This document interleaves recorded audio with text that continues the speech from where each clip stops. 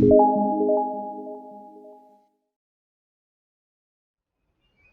semuanya, welcome back to my channel. Di video ini saya akan membahas fisika kelas 12 ya, bab induksi elektromagnetik. Ini adalah bab keempat di fisika SMA. Oke, mari kita mulai. Di sini saya akan membahas dulu ya mengenai apa sih induksi elektromagnet dan subbabnya apa aja. Di video ini nanti akan dipecah jadi 2 video ya, karena lumayan banyak bahannya. Jadi yang pertama kali kita bahas adalah tentang hukum Lenz, tentang arah arus induksi ya.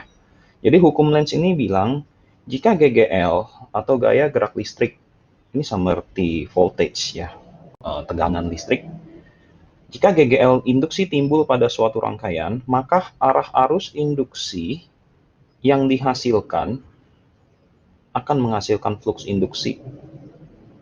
Flux induksi itu nanti BA cos theta ya, atau lebih kenal flux ini cenderung ke arah medan magnetnya sendiri.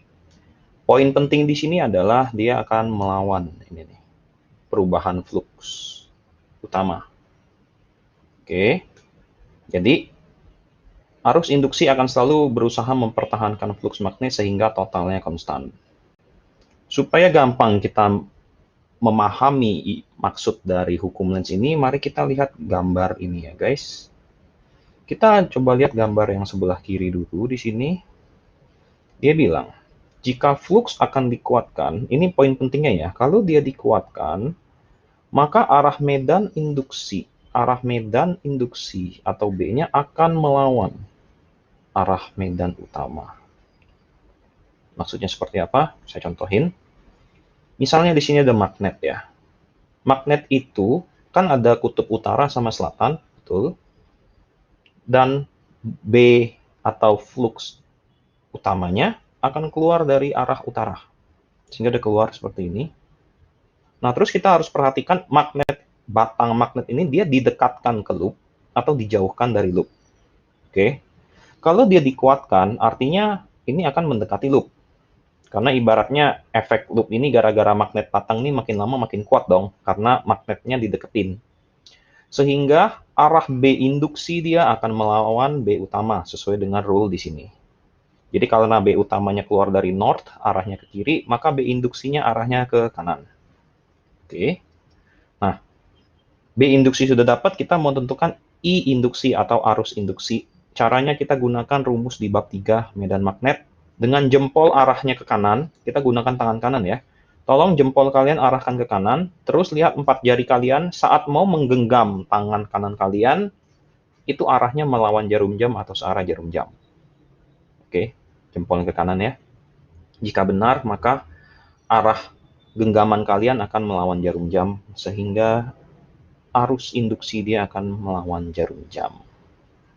Oke, itu karena dikuatkan ya, magnetnya didekatkan soalnya. Terus kita pindah ke sebelah kanan.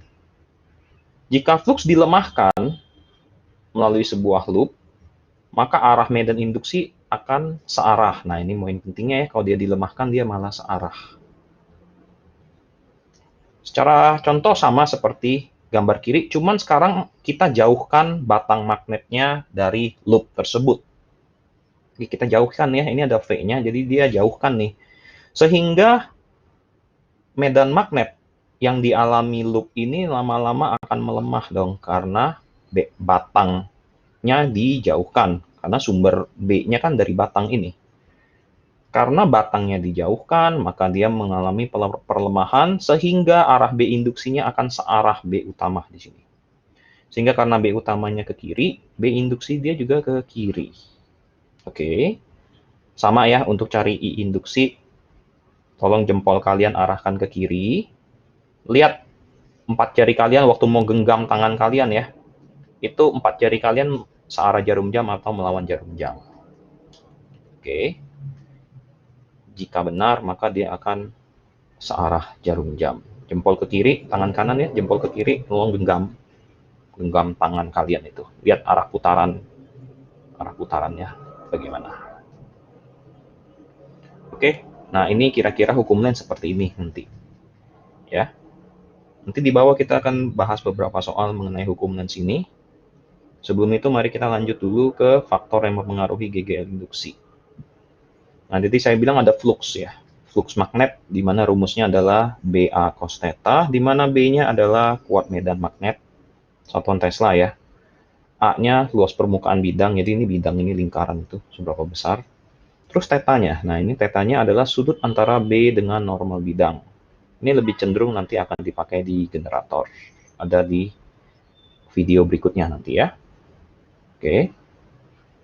Kedua, GGL akibat perubahan luas bidang. Nah, ini ada rumusnya, ada minus BLV sin theta. Minus ini karena yang tadi saya bilang dia melawan arah. Menurut hukum Lenz tadi kan dia supaya dia konstan maka arah arus induksinya akan melawan arah utama ya. Min ini menunjukkan arahnya dia melawan. Di mana B adalah kuat medan magnetnya, L-nya panjang kawat atau konduktornya, V kecepatan gerak konduktor. Jadi semakin cepat digerakin, GGL-nya berubahnya makin gede dia. Dan tetanya adalah sudut antara B dan V. Oke. Nah, di sini ada aturan tangan kanan. Tolong diperhatiin di sini tangan kanannya. Seperti ini ya. Jadi 4 jari kalian adalah mengarahkan ke B. Jempol kalian itu menunjukkan V-nya atau arah gerak si batang tersebut. Dan arah telapak kalian itu menunjukkan arah arus I-nya. Ya, jadi ini ada kaidah tangan kanannya seperti ini. Jadi kalian harus mengikuti aturan. Tolong jangan pakai tangan kiri ya. Jadi nanti harus menggunakan tangan kanan. Oke, supaya jelas mari kita lihat ke soal. Ini tentang hukum Lenz yang tadi saya bilang ya. Oke, coba kita lihat dulu. Di sini ada 3 gambar A, B, C. Dengan menggunakan hukum Lenz, tentukanlah arah arus flux induksi, B induksi maksudnya ya, dan arus induksi atau I induksi pada R. Jadi kita lihat di R ini arah arus induksi sama flux induksinya seperti apa. Kita lihat yang A, magnet digerakkan ke kiri. Oke. Saya tanya dulu di sini. Tadi saya bilang magnet itu keluarnya dari utara ya, north, B utama. Sehingga kalau dibilang north-nya di sebelah kanan, maka arah B utamanya saya bisa bilang ini arahnya ke kanan. Saya akan tulis ini B utama. Karena magnetnya muncul dari batang tersebut. Terus ternyata batang magnetnya arahnya ke kiri. Berarti dia menjauhi kumparan ini, betul?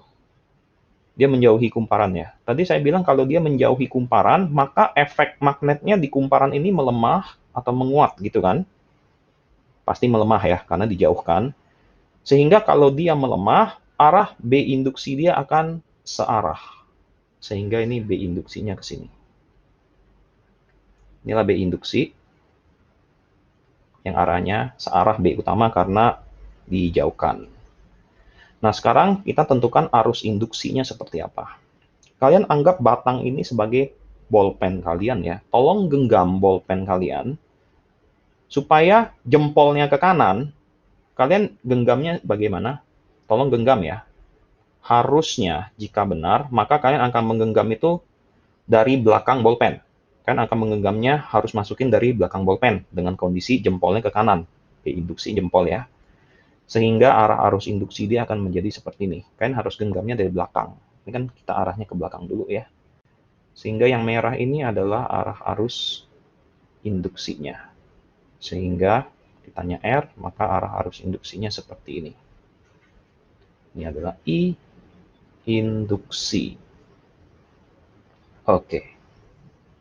Ya. Yang A seperti itu. Mari kita berlanjut ke yang B, sama pertanyaannya, tentukan arah arus induksi dan arus induksi. Ketika saklarnya S-nya ditutup. Nah, di sini kalau saklar, kita opsinya 2. Dari off ke on, atau on ke off. Ya. Kalau dia bilang saat S ditutup, berarti ini kondisinya dari off pertama menuju on. Betul? Ditutup kan? Karena kalau kita secara umum, saklar on, lampu nyala. Betul? Berarti kondisi awalnya lagi off. Off itu berarti tidak ada arus yang mengalir dong di kawat ini. Tiba-tiba di on, jadi ada arus. Sehingga kalau kita secara logika, dari nggak ada jadi ada arusnya. Dari nol jadi ada arus artinya menguatkan. Betul.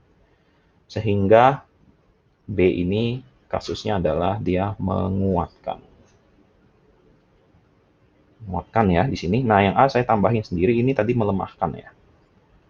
Melemahkan karena dia dijauhkan itu. Sehingga dengan kasus dikuatkan, berarti B induksi nanti akan melawan B utama. Oke, kita anggap saklar S ini sudah turn on. Nah, di sini ada baterai. Jika kita mengacu ke bab 1 listrik dinamis, maka arah arus akan keluar dari kutub positif menuju kutub negatif. Yang merah ini adalah arah arus utamanya ya, karena arus ini muncul dari baterai. Oke, nah saya tanya B utamanya dulu. Ya, ini I utama saya tulis. I utama. B utamanya tolong, bagaimana logika kalian kalau mau menggenggam bolpen, anggap ini bolpen dengan 4 jari kalian di atas. Tolong lihat jempol kalian adanya di sebelah mana. Oke, kalau dari depan gitu ya.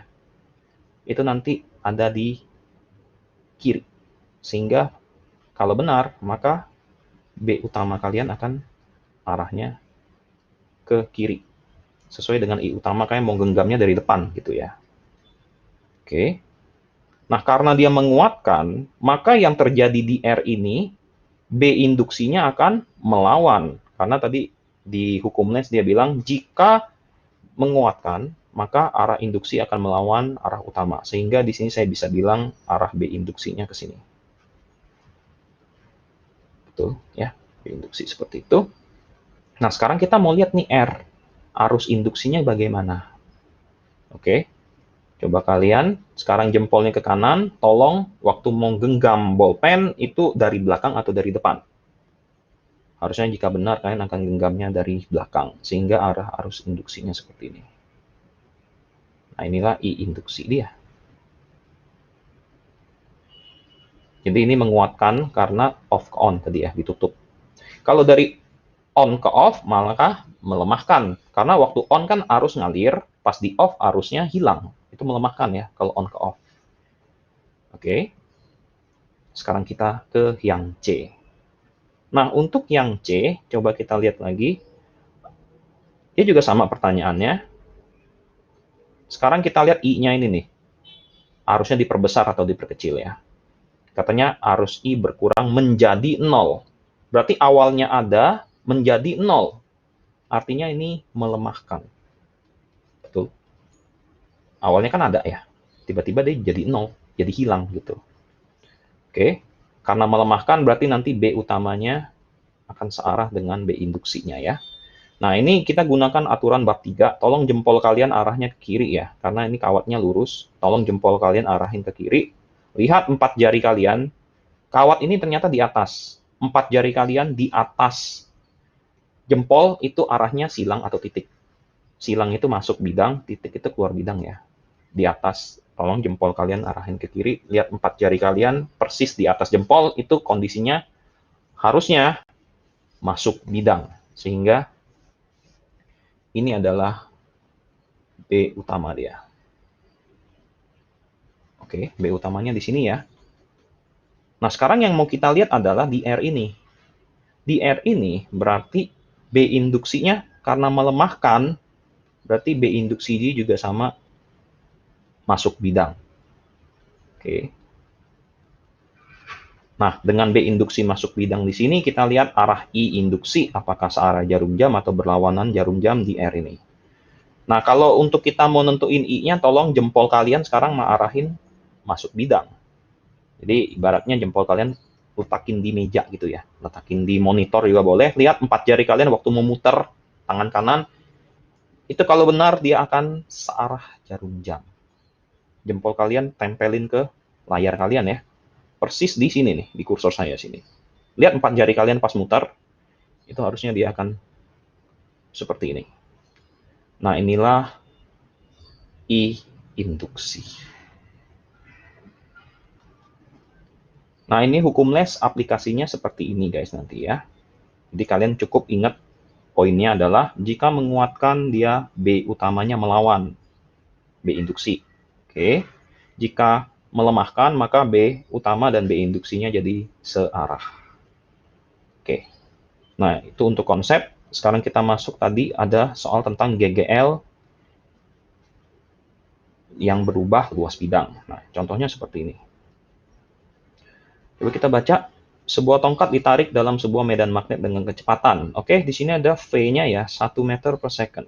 Saya tulis dulu. Jadi, biasanya saya akan tulis V-nya 1 meter per second di sini. Jika besarnya medan magnet 5 Tesla, di sini titik ya, B-nya ini titik ini. 5 Tesla. Dengan arah keluar bidang ya, lihat dari titik keluar bidang ya. Dan hambatan resistor R-nya adalah 6 ohm. Panjang tongkat 1,2 meter. Ini panjang tongkat ini 1,2 meter ya.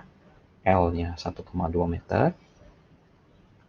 Tentukan arah gaya Lorentz pada batang. Oke.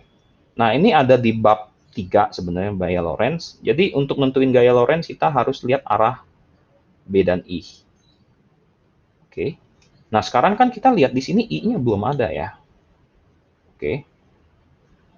Gaya Lorentz-nya ini F-nya bukan gaya Lorentz, tolong ini. Ini F ini arah gaya yang digerakkan ke kanan. Sehingga bisa dianggap ini seperti V-nya. Oke. Oke, ini ibaratnya saya tarik ke kanan. Jadi ini bukan gaya Lorentz ya, karena kalau gaya Lorentz itu FL saya akan tulisnya. Itu akan muncul sendiri karena efek B dan I. Nah sekarang, tolong kita aturan 4 jari tadi ya. Jadi saya bilang jempolnya B. Sorry, jempolnya bukan B, jempolnya V. 4 jarinya B, telapaknya I. Tolong jempol kalian arahkan ke kanan, sesuai dengan sini ya. Terus 4 jari kalian arahkan ke arah mata kalian. Ibaratnya 4 jarinya tuh ke arah mata kalian. Lihat telapak kalian arahnya kemana. Harusnya jika benar dia akan mengarah ke bawah. Jempolnya ke kanan, 4 jari ke mata kalian, telapak kalian harusnya mengarahnya ke bawah.